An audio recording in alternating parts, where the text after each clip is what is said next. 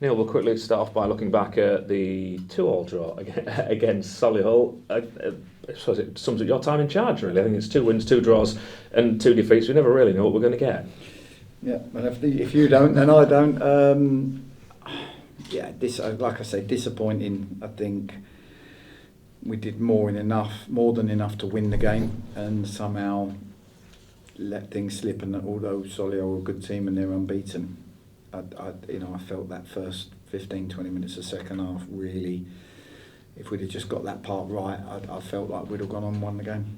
Yeah, frustrating, but I think if lots of supporters would have probably taken a point if you looked at the league table. But as you rightly say, you could have controlled that game a bit better. Yeah, I don't think we should. I'm not going to go into being mediocre. I mean, I can't look at what's gone on before. There's challenges from what's gone on before that we're facing, but I can't look and accept a team that draws a game they should win or loses a game they should draw. Or we've got to be better than that, and I've got to have higher standards than that. And it's always difficult, I'm not one that throws players under the bus. The boys are actually really having a go at doing everything right. They're just making some bad judgments and bad decisions at times, and mine, Cox's, Macca's jobs to try and iron all of that out and create a team that fights for each other and a bit of spirit and momentum, and we're working hard on it. You now face a long away trip on a Tuesday night. I know every team has a couple every season, but coming off the back of Saturday, Tuesday, I suppose a trip all the way down south is probably the last thing you needed. Yeah, it's part and parcel of the league. I think the biggest problem I'm facing with Saturday, Tuesday is probably the conditioning of the boys hasn't quite, through pre-season and into now, set us up for this. Because when these games come, if you're robust and you've had a really strong pre-season, you're kind of ready for them. And I think we're picking up loads of little injuries. Woodyard came off again on Saturday, and Lati Fairweather came off on Saturday. And I think a lot of these niggles now are a result of the games, the first real run of Saturday, Tuesday in the season, and sort of that base robustness from the squad isn't there, and we're paying the price a little bit. How are those two then? They're both of them won't be fit for Tuesday. I think Woody, he's going to have an ultrasound, but again, Woody's been rushed a little bit through pre-season. I think Thierry, Thierry, I can't see. I can see Thierry being a couple of weeks. Let's quickly talk about Thierry. Do you think at the minute he's better going forward than he is defensively? And could you actually see him, or could you use him in future when he is fit as a winger rather than a fullback? I think when you play as a winger, it's totally different. When you're a fullback, you're coming onto things. When you're a winger, the games, a lot of things are going on behind you as well, and that awareness changes. It's like putting someone from the wing in centre midfield. Centre midfield's an expert position because you've got to have eyes in the back of your head in centre midfield, whereas on the wing you don't. I think his game going forward is probably better. He's a young lad with loads and loads of really, really good qualities, and what we've got to be mindful of is that we're not throwing him into Saturday, Tuesday when he's mentally and physically possibly not quite ready for it, and the slight hamstring has probably shown that. A player who impressed after coming on the weekend was Mazaya Kuyar. First of all, he played him in a slightly different position. Where do you think is his best position? And do you think sometimes players need a little bit of rest, kick up the backside, however you like, to then get them to push on to that next level? I think all players, I've come in and tried to implement, and I've only really had 4 or 5 days proper training to try and implement some things I expect from different positions. And players have had opportunities and then been taken out of the squad because they haven't fired. If you're going to play with wingers, 2 wingers and 2 centre forwards, then the wingers need to produce with and without the ball, and so do your centre forwards. If that's not happening, you're going to be a very open, easy team to play against. And when I was at Solihull, I'm not going on about past teams, and at Notts I've had Callum Roberts and Enzio Baldwin on the wings, and at Solihull I had Joe Sabara coming off one side and Ryan Barnett coming off the other, and what they gave and caused problems for the opposition was so great that that you didn't have to worry so much about what they'd give you without the ball, even though they did. So you've got to look at all of these things, and that's probably a little bit of our thinking in just trying to be a little bit more solid on Saturday and go to a 3-5-2 and have a bit more solidity through the middle of the pitch to be able to counteract that. So everyone's got to step up. Maz, Xander, Kai Kennedy, Callum Harriott barely been training and on the pitch, but these players, if you want to be in the team, you've got to produce good numbers. Are they all available now, those players you've just mentioned? Maz is a doubt, came off the bench typically, and he's felt his groin a little bit, so he's one that we're looking at, but he could be in the squad. He could be a doubt still, so we'll analyse that for tomorrow. How's Dan Batty getting on with the problems he had with his baby? Again, his baby's still in hospital, still on oxygen, so it's like a day-by-day thing. He came in and trained today, and what we've said is that we'll name a squad with him in it. We'll add a player or so to the squad, and if something happens, we can always put his family before football. Can I ask you about a couple of players who aren't playing at the minute, both for different reasons really? I suppose Mitch Hancock's, first of all, hasn't been involved. I think he's fit. Is there any particular reason why he's not been involved? And this hasn't just been through you, this is before you came. And what does he need to do to try and force his way in? Well, to be fair, Mitch, when I first spoke to him, I asked him where he saw his best position. He said he was an 8 that liked to get forward. I had 8, 9, 10 centre midfielders that had played ahead of him that were match fit, so I looked at them first. Without problems, we've got a sort of the left wing back spot. Mitch possibly could have been involved going into tomorrow's game, but phoned in this morning sick. So, again, not much I can do about that, and that might be a missed opportunity. So, what I don't want to do, if I can help it, and I might not have much choice at the moment, but what I don't want to do is try and put round pegs in square holes. You want to try and get the right people in the right positions, but it's proving a little bit difficult at the moment. Yeah, David Stockdale is obviously injured, but he was also brought in as head of recruitment. Is he continuing that role now that you're here, or is he just working on trying to get back fit? Both. I told him the best thing he can do for me initially is get fit. The second best thing is obviously just stay in touch, and David wants to learn, and part of when they brought me in, I think that I've had over 500 and whatever games, and I think part of it was they all wanted to learn a little bit and pick brains and help me guide them. And I think we're doing that. We're working close together. We get on great, and along with scouts and stuff, we're always analysing how we can try and improve the squad. So how does that work then? Do you go to him and say, I'm interested in this guy, can you have a look, tell me what you think, or is it the other way around? Does he come to you with players? No, I think I always make my own judgments on players. I think it's a case of looking at where the deficiencies in the squad are, where the imbalances are, and looking at what's out there that might be better. There's no point bringing bodies in if they're not better than what you got. So, and I made that clear at the start that we was, in my opinion, a centre half short and a centre forward short, because 2 and 2 isn't what you need. If touch wood it doesn't happen, but if anything happened to Lenny or Deeps, what then? We wouldn't have had Marshy until we just got him in, so we'd have had nothing. And then it dictates what you do at the moment. Crooks is out, Thierry's out. If I said to you, we've got no left back, then it shows you where the imbalances are in the squad. You talked to us on Thursday or Friday ahead of the weekend game about hoping to get in a left back, I think. Is that any nearer being done now? Or any player? Well, the 2 left backs that we had done a lot of work on, one got a niggle playing in the 23s game, and the other one might not be available now. The picture's changed, so it might be a little bit back to the drawing board there. And the hard thing is I can't rush to get someone in to play in a game tomorrow if they haven't trained with the squad, so I've got to try and find solutions to that, which won't be perfect, but they'll be what they are. There's lots to do, and there's lots to do, but like I said before, my job's to try and pick up some points while we sift through and get the squad where it needs to be in the balance of it. the right players coming in, the right players going out, the squad fitter, stronger, more robust. I can't do all of that overnight.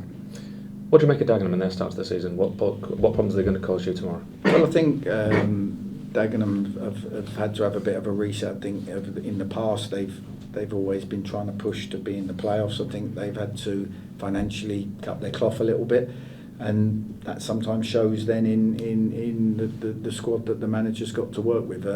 I think they've recruited well for what they've got. They haven't picked up the results. They've been very strong defensively. The teams haven't broken down a lot, but like all teams at the bottom, there's obviously reasons why they're not winning. For us, we've conceded too many goals. I alluded to that on Saturday. For them, there might be other reasons why they haven't been able to get a run of performances and results together. These games I always find really tough. I think the Soliols at home and the teams where the expectation's less are they're easier to play and no, I think when you go away from home and both teams are fighting for their lives, it can be difficult.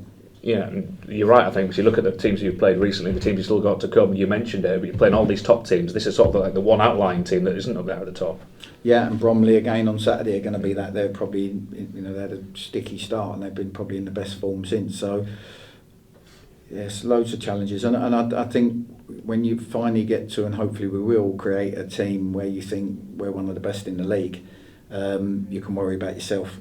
And let everyone else worry about stopping you, but we're nowhere near that at the moment. And final question, how do you go about planning your day tomorrow? Do you travel down tomorrow? Do you travel down today? Do you stay over after the game to make sure you're not getting back at stupid o'clock? No, there's loads of different ways of doing it. I've looked at them all and done them all. I think if we travel down tonight, excuse me, if we travel down tonight, there's lots of, it's a long day. So we're going to get up early, go and get there for lunch and have what's called day beds, where the players get to rest in the afternoon. Loads of good food inside them. We'll do a video before we depart, and the boys will be ready to roll. We will get back late, but then what we'll do on Thursday is we'll train later, so that the boys get a little bit more of a lie and a better sleep Wednesday night to catch up. So there's loads of different ways of doing it. You've got to be able to justify them. There's no right or wrong. But we've got 2 more games to put in 2 massive performances physically and mentally. And if we can do that, we can then take a deep breath and try and plan a good week's training. I should ask you about the FA Cup draw later this afternoon. Are you bothered? Do you listen to it, or is it just you just get who you get and you'll take it? Yeah, no, absolutely. I can't influence it. That's one thing I can't do, but I would listen for it. It's a game that we've got coming up in 2 weeks, and I want to have a good cup run. The FA Cup is massive to me since childhood. It's always been a massive competition. I've had some good runs, got to the 3rd round and played Liverpool and Spurs, and the money it can bring to the club, the good feeling it can bring around the place. So yeah, I'd love a game we can win at home, and then let's get to the first round and crack on from there. Great, thank you.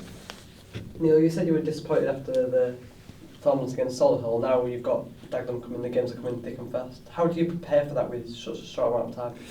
Difficult, but it's difficult for every team. We're all going through the same run. You've just got the first thing you have to do is physically get the players to a position that they can do their jobs tomorrow, and then you've got to find as many ways as you can to make sure we all know our jobs and we know what's coming. That can be through video, it can be through walking through in training, and actually doing it. So we're finding some sort of balance between a lot of them. You said you were frustrated with some of the things that happened in that game. How is it hard to implement it with such a short turnaround now? It can be, but we've all played football for a long time, and sometimes Coxie did some video analysis with all the sort of defensive players. I did some with the attacking players, and it's about being together as a group. There's no blame culture, no individual players are going to get dug out. We defend as a team, clean sheets as a team. We've got to cover each other, we've got to see dangers, we've got to expect our teammate to make a mistake, and we've got to be there for him, and we're trying to instill that mentality into the group, that we keep a clean sheet together and we score goals together, and that's the message really, a bit more composure in the final third. Too many shots off balance when the ratio chances of scoring are slim. Take the extra pass in them scenarios, and defensively have your teammates back, and that's the messages we're trying to get across. It's Dagenham on Tuesday night. Ben Strevens, another manager who has good knowledge of the league. He was with Eastleigh for a couple of years, I believe, and now at Dagenham. What do you know about him and the way he likes to set his team up? He's a good guy, Ben. Really good guy. Done a great job at Eastleigh. I say it's, I think Dagenham have cut their cloth a bit accordingly, and he's had to work within them boundaries. But it's never going to happen overnight. He's trying to be competitive with the squad he's got, just like we are at this precise moment. And I just think in this league anyone can beat anyone. We could go out, and if we defend like we did on Saturday and against Barnet, with the likelihood is we're not going to get anything from the game, or very little from the game. And Dagenham, obviously it is a difficult game, any game is a difficult game, but the 6 games that are win, I believe, is that a good chance to try and take advantage of the poor form maybe? It doesn't work like that. I think Oldham hadn't won in 5 or 6 before they played us, so I honestly don't think it works like that. I just think all we can focus on is the level of performance we put in, and the organisation within our team, and the way we defend for each other, and the work rate we put in. If we do that, then Dagenham are going to have to perform extremely well to get anything from the game or to win the game, and that's the only focus. If we defend like we did on Tuesday and Saturday, then we're going to struggle to get anything from the game, and I can only really focus on us. And look at the team you've got available to you. I know you've touched on a few players, but are there any players that you didn't have available to you on Saturday that you now do, and vice versa? Well, I'm hoping Dan Batty, with his baby, that we'll get through, and that will keep progressing in the right way, and he'll be involved in the squad, which will be great. And the flip side, Callum Harriott was ill, so I'm hoping Callum could be involved in the squad as well. Obviously Alex Woodyard and Thierry come off on Saturday, so they're going to be doubts. Maz, his groin was tight today, so we've got to monitor that and see whether he's available. So it could be two more available and 3 not available, so that's where we are. Alex Hurst went to pass it to Mansfield. You've got Mason Campbell, he's gone out on loan. Kevin Joshua, all these players got on loan. Is there any more potentially that could be departing permanently or on loan? Yeah, well, absolutely, it needs to happen. When you've got 5 or 6 that aren't in your squad, that can't go on every week. And like I said before, we need to work within a budget. So I can't keep going with my hand out saying I need a left back or I need a centre forward. At some point, the question's going to be, well, where's the money coming from? And so we've got to get out to get in as well, so we're working on that. But it's also for them players, they want to be playing, they don't want to be. I hated it as a player if I wasn't in the squad on a Saturday, and I'm sure they do as well. And we need to do what's right for all the parties. And you said previously that it is a massive squad to work with, and you'd like to have a small squad realistically. The owners discussed pre-season that I'd like to have sort of a B team. Is that still something that you're looking to go ahead with? Well, the problem is, at the moment, a B team realistically should be loads of young players that you've recruited in to step up into your first team, to be the bridge between your academy and your first team. It shouldn't really be a B team to cater for first team players, because they need to play games and you've got 9 of them not in the squad. So realistically, them players need to go and play first team football, not B team football. So as it stands at the moment, we've got 8 or 9 players injured. For different reasons, probably because of the run of games we've had and the base of levels that they went going into them. But then players are injured now, and we've got to. There's probably less players now available to play in a B team. So realistically, they need to get out and play football at first team level. And finally, the FA Cup draw today. You enter the 4th qualifying round in a couple of weeks' time. Is there an ideal situation for you? A winnable game at home.